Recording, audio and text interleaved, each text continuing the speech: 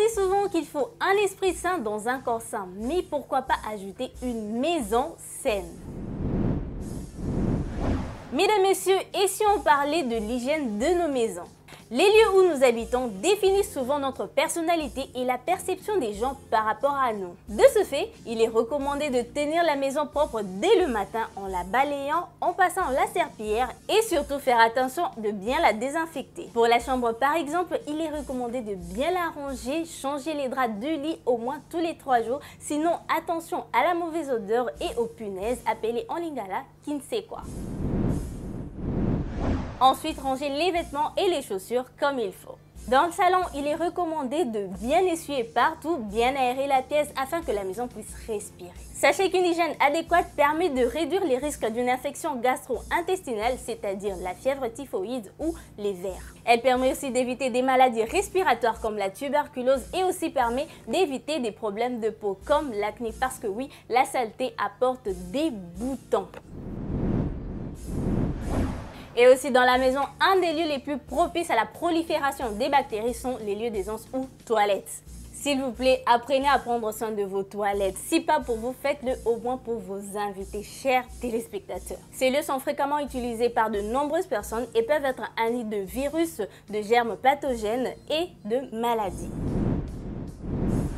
Et pour y parvenir, voici quelques recommandations. Il faut fermer le couvercle de toilette avant de tirer la chasse, cela empêche la propagation des microbes. Nettoyez régulièrement les surfaces comme les poignées de porte, les cuvettes à chaque passage avec des produits comme le chlore ou le désinfectant.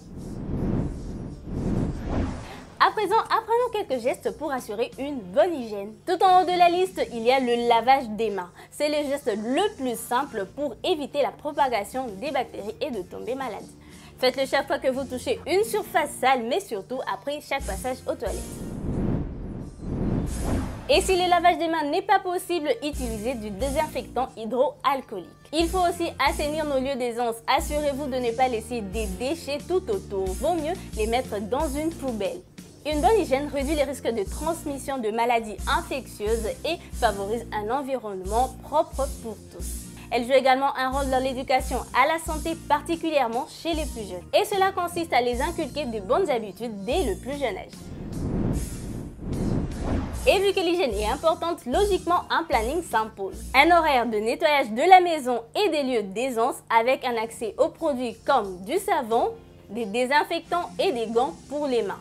À l'école aussi, l'hygiène doit être de mise. On est d'accord pour dire que les écoles sont des lieux où plusieurs enfants se réunissent, ce qui en fait un endroit à haut risque pour la propagation des maladies.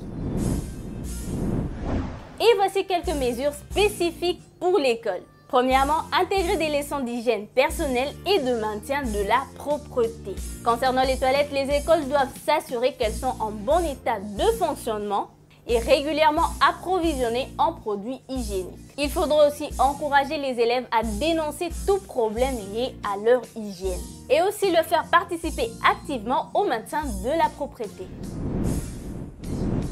Mais bien sûr, les écoles doivent avoir également un personnel dédié à ce travail-là. Et la direction devrait effectuer des inspections et s'assurer que le travail est bien fait. Pour conclure, je dirais qu'en adoptant ces attitudes simples et efficaces, nous pouvons réduire considérablement la propagation des maladies et promouvoir un environnement plus sain pour tous, particulièrement dans les écoles, où l'éducation à l'hygiène peut avoir un impact durable pour toutes les générations. Mesdames, Messieurs, c'était tout pour ce numéro de Civisme. Je vous souhaite une bonne suite de programme. Quant à moi, je vous donne rendez-vous la semaine prochaine. Au revoir.